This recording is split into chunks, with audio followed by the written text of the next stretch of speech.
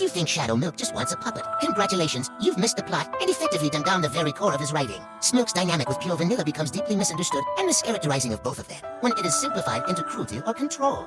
Surprise, surprise, Smoke has care for Vanilla and longs for him, despite however twisted or unhealthy it may be. Smoke's fixation on putting Vanilla through orchestrated scenarios and games stems from his belief that only two cookies who have endured the same suffering can ever truly understand one another. This logic traces directly back to the nature of his corruption, meaning that whatever he aims to make Vanilla feel, he also once felt. When Smoke tries to accelerate what he believes to be Vanilla's inevitable and forever fall, he is not seeking to command him. He's trying, however, destructively to create a companion and equal who understands and shares the pain. Vanilla himself sheds light to this internal conflict towards the end of episode 8.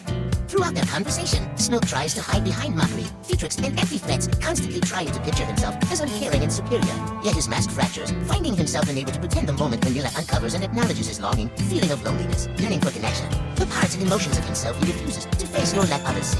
Throughout the majority of his appearances, Smoke has used his jester persona as a carefully designed mask to protect him from emotional exposure. Up to this point, he framed his actions as entertaining performance, using mockery and cruelty to paint his focus on Vanilla as something merely shallow and impersonal. However, Vanilla invites Smoke to confronting the possibility, the reality that something else, something more vulnerable may have urged his behavior by asking whether it will win everything for fun. Because Vanilla has already seen through the deception, thanks to their soul gem union. He's aware of the care masked by cruelty, longing masked by detachment, vulnerability by mockery, and fear of abandonment by rage. Vanilla offers understanding and companionship in the face of this discovery, which provokes Smoke into a violent outburst that risks crumbling everyone, including himself.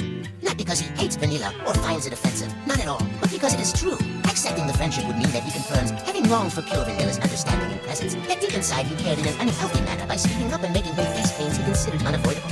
He'd be admitting to just how hurt and lonely felt from his days as Count of Knowledge. So what does he do?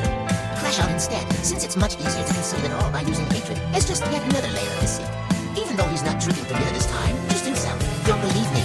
The K-Count narrating Smith mentions how he went through much effort to pretty himself just to be able to impress the certain Vanilla-scented chick, seeking its friendship. Viva Dark Enchantress said, Smoke hates Vanilla the most. Not only can someone feel complex, layered feelings that contradict one another, he is fully appealing to the beastly side of her. If she were to confront the beast cookies with truth, then simply not budge on the idea of teaming with her. Pepper and Blackfire themselves are shocked by just how different Smoke acts when it comes to Vanilla. So that brings me to the question, if Smoke really just wanted another pawn to play with, why would he get happy at the premise of truthless recluse being his equal by his side?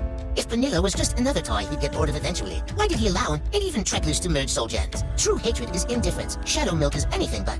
Mentioning Pure Vanilla at any given opportunity, it's clear as day just how much Vanilla has affected him.